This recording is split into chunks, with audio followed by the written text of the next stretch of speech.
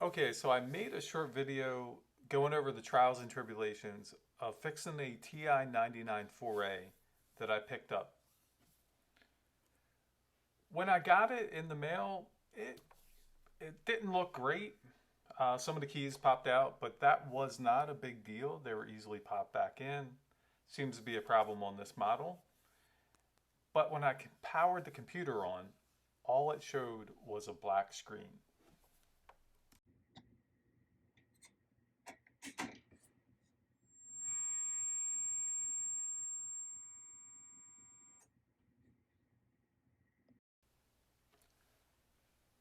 And here's a description of the board that we'll be talking about.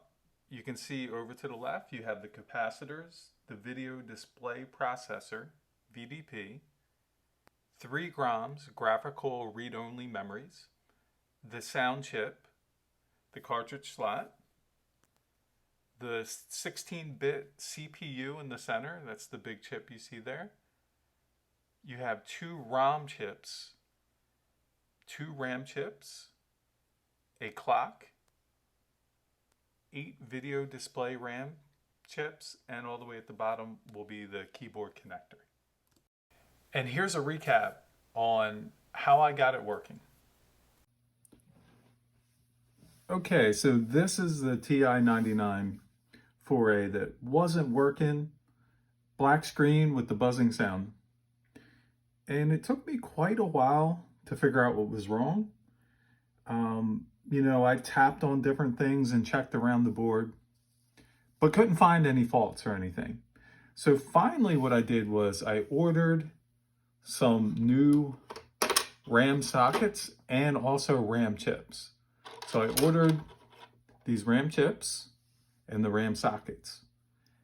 And I desoldered the current RAM and installed the new RAM in there for both of the RAM chips. And what I discovered afterwards is it still didn't work. So then what I did was I ordered a new CPU. And this took a while to install. But what I did was, because this is huge, this chip, you can't really find a regular socket for it. So I used these pin headers. And I installed the pin headers into it. And then afterwards, I tried to install the CPU directly in here, and I couldn't do it. So what I ended up doing was I had pin headers installed into the board, and then I put pin headers on the end of the chip legs, and then I plugged that into the CPU. And when I powered it up, it still didn't work most of the time. And the reason why was because when I soldered on one of the RAM chips, I didn't quite have enough solder on one of the sockets. So when I tap on this right here, the screen would buzz and make all kinds of noise. So finally I troubleshot that. And then I went ahead and I recapped all the different capacitors on here just to make myself feel good. Not sure if it made a difference.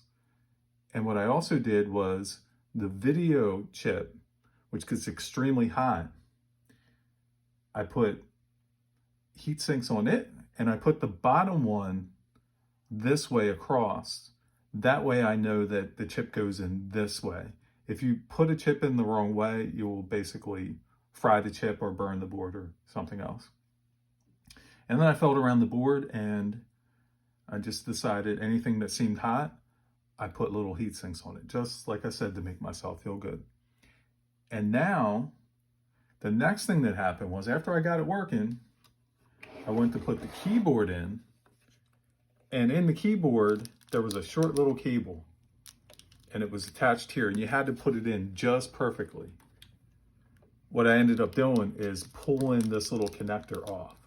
So I had to get some wires and solder in wires into each one of these inputs here for the keyboard.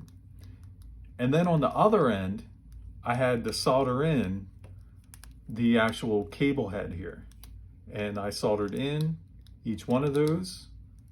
And then afterwards, I was able to get everything working perfectly. And I'll demonstrate. I'll put in the game Parsec.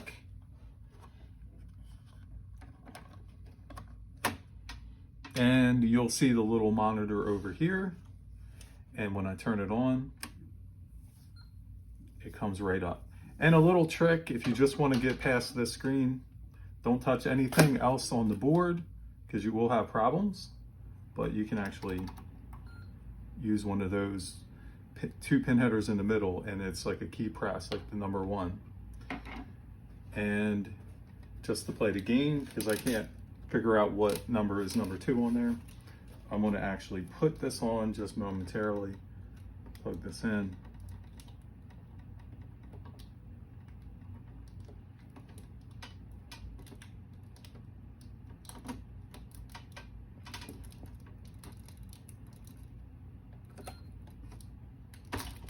And you'll actually see Parsec comes up.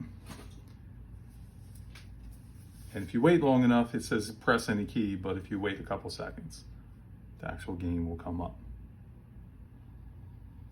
And so that's the fix. Took me a while, but it was a lot of fun trying to figure out everything wrong with the board.